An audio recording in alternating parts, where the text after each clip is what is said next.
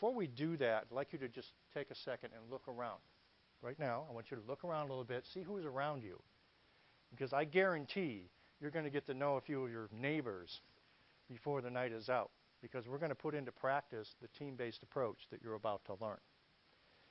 The first thing we're going to do together is I'm going to teach you how to distinguish the difference between a value add and a non-value add activity.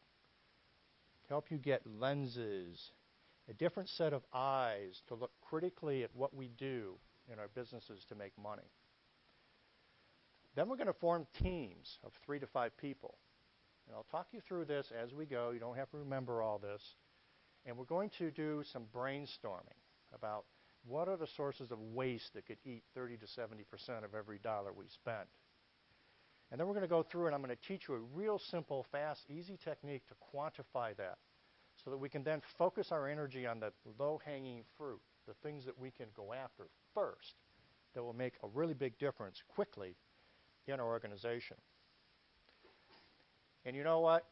Ideas are great, but it's until we do something that counts, right? We have to take action. So I'm going to run you through how do we actually set up an effective action plan to make that happen. Is that to attack and eliminate the kinds of waste that we're talking about here is very much a team sport. Very much a what sport? Team. Thank you, a team sport. And it's really not all that hard to go after it. But it means we have to be able to put into practice the best tenets of high-performing teams and be able to get the most out of the pressure. And what are the things that happen that don't support us? Okay, so on the left-hand side we have the open exchange of ideas, no blaming or yes-butting, which we just learned about.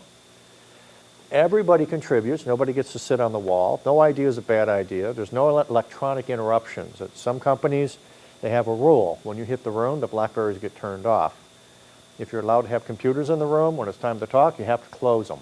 Right? You can't have them open so you're distracted. So you can be in the moment and be as efficient as possible and engaged as possible when you're, I mean, let's face it, you don't get to pull people together very often and really think about what we're doing. So let's get the maximum benefit of that time. Hey, you guys are doing good. They're cooking. Are you in this team? Good. To accept some accountability and responsibility as individuals. And we have to provide leadership and we have to provide guidance to move teams toward a high-performing state of activity. Now, get to what we're really after here. It's about your personal behaviors. It's the behaviors you engage in that will make the difference. We can do training all day long about high-performing teams with people, talk about all these phases, et cetera, and then put them in a room and have it miserably fail because the missing ingredient is always the facilitator, the leader that's helping to guide the team through the process. Now, as you move through these phases of the process, the key point I'd like you to understand here today is not only are you responsible and on deck to make this happen, there are specific behaviors that you need to exhibit as a leader, as a facilitator to move your teams into a high-performing state.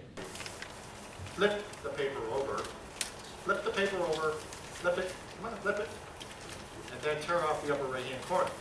When you finish, open your eyes and your paper and hold it up for everybody to see. Go ahead and unfold the paper when you finish that, hold it up for everybody to see. Hold it up, turn around, you guys in the front, turn around, hold it up high. Anybody see a problem here? Anybody see a problem here? How many variations do we have?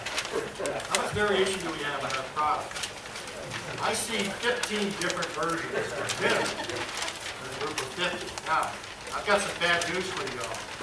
Every single one of those pieces of paper is a defect. This is what I asked for.